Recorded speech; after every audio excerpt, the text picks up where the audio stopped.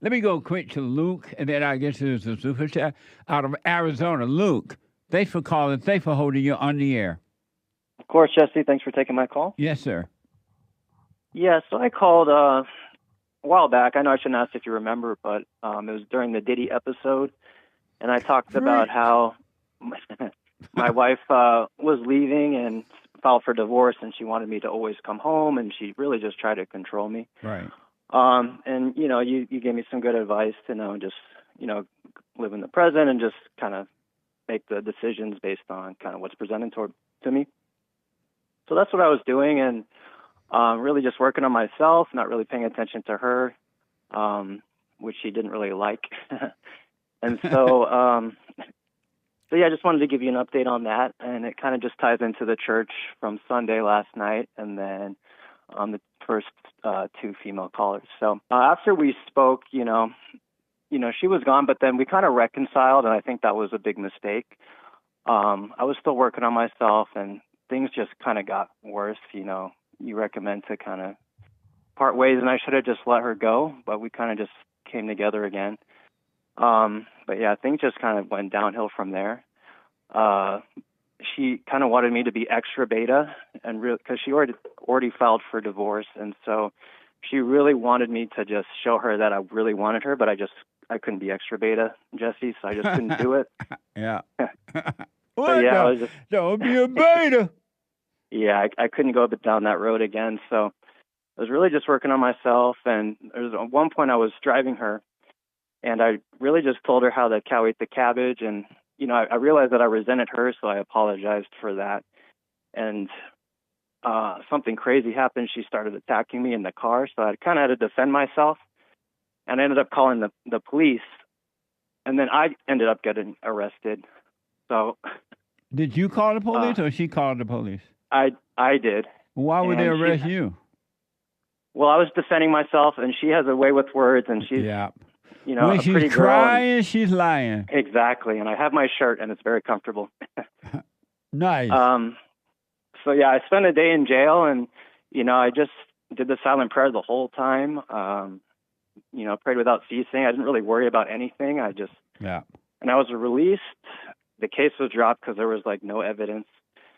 And then I really just started working on myself, and really just she had basically, when I was in jail, she took up all the furniture and left. And I'm glad that divorce finally went through. So everything's kind of been going great for me. I've been doing the silent prayer, morning and night, sometimes during the day.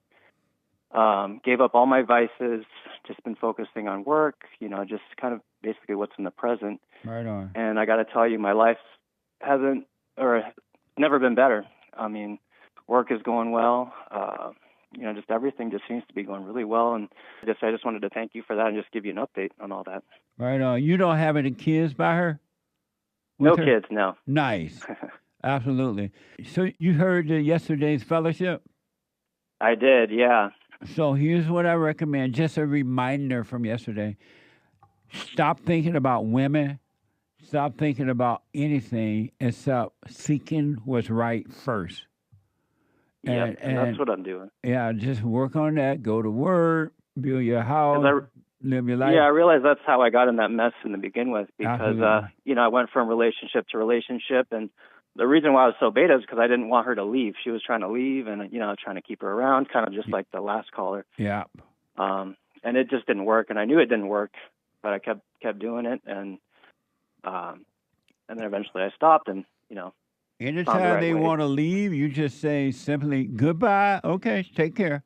And you shouldn't feel anything about it. You should never ask them to come back. Don't contact them. Be done with them.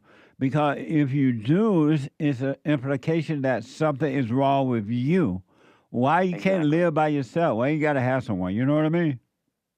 Yeah, exactly. And I sat with those feelings, and I was sick for a while, and I just didn't reach out to anything, gave up all my vices. And on the other side now, I feel great, and I'm glad I did it. Well, you stay with it. You stay with it. Stay with it. And when you seek what's right, God knows relationships better than we do. We don't need to look for that. We should have that first in our mind. But because we were traumatized like that growing up, and we've been told, oh, you need to get married, you need to have children, and all that. It's a setup. We got to unlearn everything that we've been taught, and just start living, and it's going to be amazing. So stay with the prayer, watch those thoughts, do not go with any of them, and it's going to only get better for you. Will do, Jesse. Yeah, I can't go back to any of that nonsense. And Chaos, yeah. So you don't hear from her anymore, anything? Nope. And even if she did, I would just ignore it. Yes. Have nothing to do. And thank God that you don't have any children with her, because if you did, she would use those children to try to destroy you.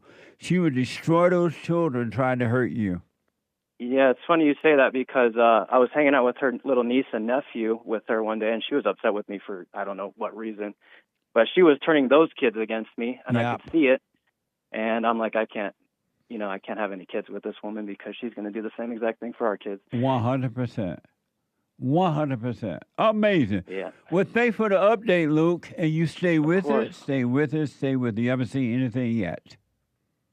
Great. Yeah, we'll do, Jesse. And one thing, I sent you a video clip through Instagram kind of talking about racism and how it doesn't exist. It's from the BBC. Okay. I thought it'd be a good clip for the show, so I just wanted to let you know there. I'll check it out. Thank you. Awesome. All right. Thanks, Jesse. All right, buddy. Amazing.